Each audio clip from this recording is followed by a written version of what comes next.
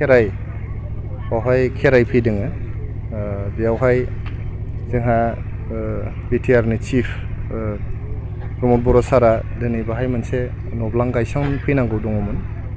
दा बिथाङा मोनसे जाहोननि थाखाय बेयाव सफैनो हायैयाव आंखौ दैथायहरदों। दिनैहाय बाहाय 50 लाखनि जोंनि बिटिआर सरकारनिफ्राय मोनसे कमिउनिटि हल जों बेयाव गायसनदों।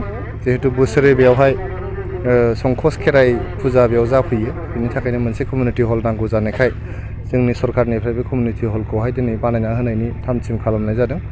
बिनि थाखायनो दिनैहाय जे बावहाय जोंहा गोथार महाशिबरात्रिनि दिनावनो दिनैहाय जोंनि संकस बे चौधुरी घाटआव संकस खेराइ जे बावहाय फुजा जाफैदों, बिनि थाखाय आं बयनिसिमबो गाहाम हामलायनाय जासिहरदों। महाशिबरात्रिनिबो लोगोसे जोंनि जे बाथौ खेराइ जे बेयाव जादों बिनि थाखायबो गाहाम हामलायनाय जासिहरदों।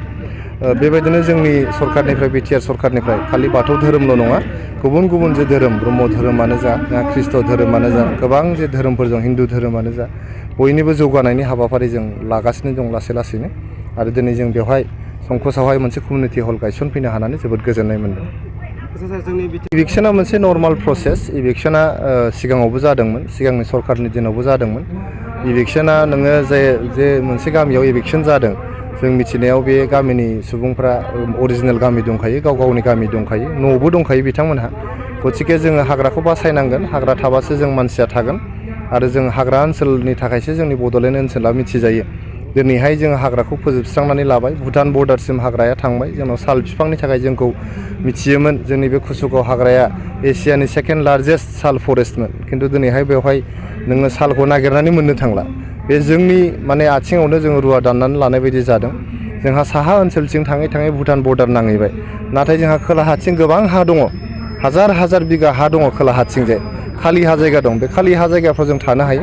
आरो सोरबाफोर हा गैयै मानसिफोर बेबायदि हाग्राथिं थांनांदोंबा जोंनो सरकारनाव जुदि दरखास्त' होयोबा, जोंना हा मेलायाबो सोलिगासिनो दं। लोगोसे जोंहा बैसोमुथि होननाय मोनसे मिशन दा लन्च खालामनाय जादों।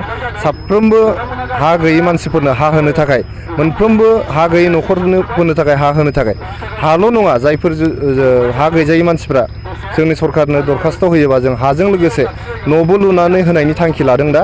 बेखायनो जों हाग्रा ओनसोलखौ सिफायनानै बाव गामि फसंहैनायनि जेबो गोनांथि गैया। हाग्रा नङै ओनसोलफ्राव गोबां हा दङ।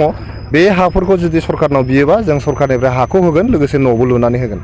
ट्राइबेल बेल्ट एन्ड ब्लकनि जेंनाया दिनैनि जेंना नङा। बियो जेब्लानिफ्राय ट्राइबेल बेल्ट एन्ड ब्लकखौहाय गायसननाय जादोंमोन, बे समनिफ्रायनो ट्राइबेल बेल्ट एन्ड ब्लकनि जेंनाया दङ। नोंथांमोना नुदों लासै लासैनो जोङो इनिसियेटिभ लागासिनो दङ। सोरबाफोर नोङो साहा बागान खालामनानै थादोंमोन, रोजा रोजा जोंनि ट्राइबेल बेल्ट एन्ड ब्लकनि हाखौहाय गायसननानै बागानफोर गायसननानै लानानै दंमोन। बे बागानफोरखौ जों होस्रांदों, दिनै होस्रांनानै बेखौ खालि खालामनाय जादों। बे ओनसोलखौ जों गोरिब दुखिया जायफ्रा हा गैया बे मानसिफोरनो जों हाखौ होनानै होगोन। जोंहा बर'फ्रा दिनैहाय हानि माने खमि जायाखै। नोंथांमोना नुदों बर' गामि गामि दिनैहाय आबाद थिलिफ्रा ओरैनो दङ, गोग्लैनानै दङ, हाफ्रा गोग्लैनानै दङ। हाखौ माने मावनानै जानो मानसि गैया। गतिके दिनैहाय माने बर' न'खरफ्रा जे हानि जेंना जाथारदों बेबायदि होननानै जोङो बुंनो हाया।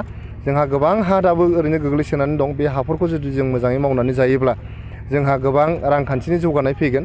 लोगोसे ट्राइबेल बेल्ट एन्ड ब्लकनि गेजेराव जायफोर हाबसननानै दङ बेफोरखौ सिनायनानै लासैनो जोङो बिथांमोनखौहाय ट्राइबेल बेल्ट एन्ड ब्लकनिफ्राय दिहुनहरनांगौनि हाबाफारिखौहाय लानांगोन। बेनि थाखाय जोङो खालि बिटिआर सरकारल' नङा, जों आसाम सरकारनि हेफाजाब नांगोन, भारत सरकारनि हेफाजाब नांगोन। जिहेतु जोंनावहाय दाबो पुलिस बिफाना फुल्लि फैजोबाखै, जोंनो पुलिस बिफाननि हेफाजाब नांगोन। बेनि गेजेरजोंसो जों ट्राइबेल बेल्ट एन्ड ब्लकखौ जायफ्रा माने बेआइनि भाबै दखल खालामनानै दं बिथांमोनखौ जों ट्राइबेल बेल्ट एन्ड ब्लकनिफ्राय लासैनो गुबुन जायगायावहाय दोनहैनो हागोन।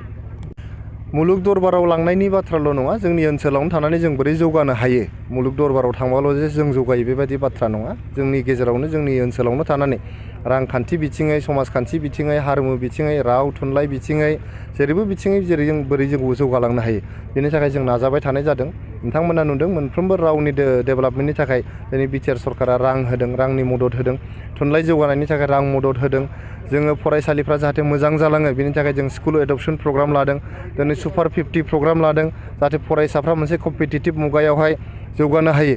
दिनै दिल्लीयाव थांनानै UPSC कचिं 50 जन जोंनि फरायसाफ्रा UPSC कचिं लाहैदों। दिनै जोङो IIT नि कचिं होदों, मेडिकेल एन्ट्रेन्सनि थाखाय कचिं होदों। सुपार 50 जोङो मेडिकेल, IIT आरो UPSC नि थाखाय मोनथाम जायगायाव होदों। बेजों लोगोसे जायफोर सुबुंफ्रा दिनै PhD खालामनो थांदों गोजौ फसंथानफ्राव एडमिसन मोन्दों बिथांमोननो जोङो 2 लाख रां खरि जोङो अनसुंथाइ होदों बेबायदिनो जोंनि ओनसोलनि सुबुंफ्रा जाहाथे जेरैबो बिथिङाव जौगासार जानो हायो बिनि थाखाय बिटिआर सरकारा अहरह खामानि मावगासिनो दं।